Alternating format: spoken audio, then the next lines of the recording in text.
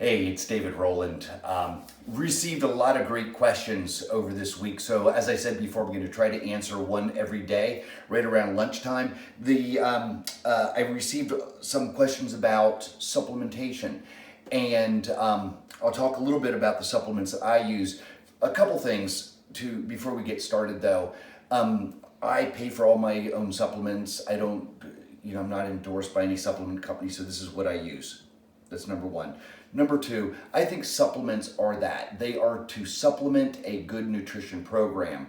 They should not be to take place of some improper eating. Okay, so I just want to make that clear. Supplements should enhance what you're doing and really support what you're doing. All your nutrition supplements should be driving you towards your goals. Another thing on supplements, my supplements are for a healthy human being.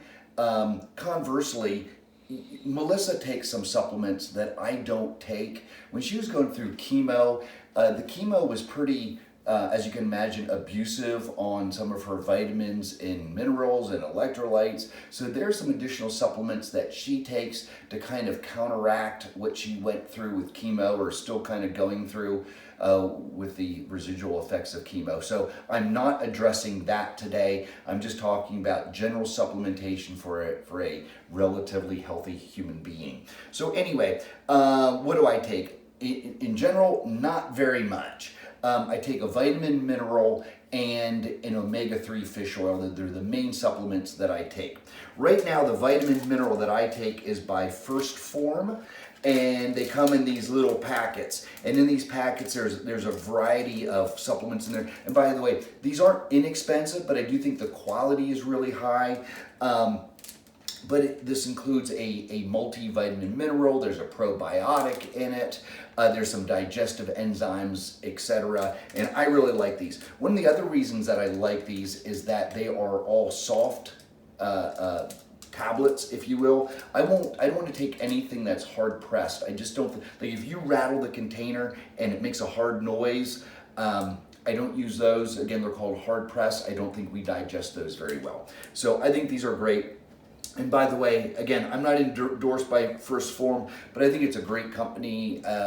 Everything I've read about them, I think they're good folks. I also take my omega-3s. This is called Full Mega from First Form. These really help with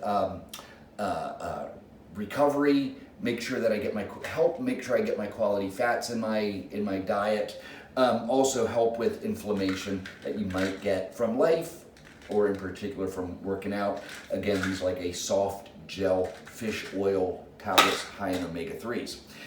In terms of protein, I've talked about this before. The protein that I use is Isopure Zero Carb. Now, just to be clear, I do consume a lot of carbohydrates throughout the day. Normally about 300 to 400 grams of carbs, but I like this because there's basically no carbs in it, which allows me to decide what types of carbs that I want at different times a day, and the types of carbs that I'm going to eat. For example, if I use this post-workout, I'm going to use a faster-acting carb in conjunction with this. So this really suits my purposes. I've been using this for a long time. Again, Isopure Zero Carb Protein. On occasion, and this is a question I get asked about a lot, do I take a pre-workout? Sometimes I do, sometimes I don't.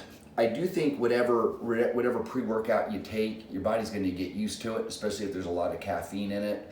So you can kind of get to this point of diminishing returns. Your body's going to get used to it, so you need to keep taking more and more and more. This, I find, for me, I really like this brand. It's by Caged Muscle, K-A-G-E-D. Caged Muscle, it's called their Pre-Caged. And again, I take this on occasion before my workouts, about 20 minutes before my workout. Just helps with stamina throughout that entire workout. Some pre-workouts are pretty caffeine intensive and you'll feel like your hair's on fire. I don't like that feeling, and I don't think it's very good for you. So this is pretty mild in terms of like the stimulant aspect of it. And again, that's pre-workout I use. And my other supplement, and I don't know if you even call this a supplement, this is my pink Himalayan sea salt. And I did a video on this a second video on this just last week. I've been using more and more pink Himalayan sea salt all the time, and I really like it. As I said in those videos, I'm now taking in about a teaspoon a day in my water in various fluids throughout the day. And it really seems to help me maintain my strength through the duration of the workout.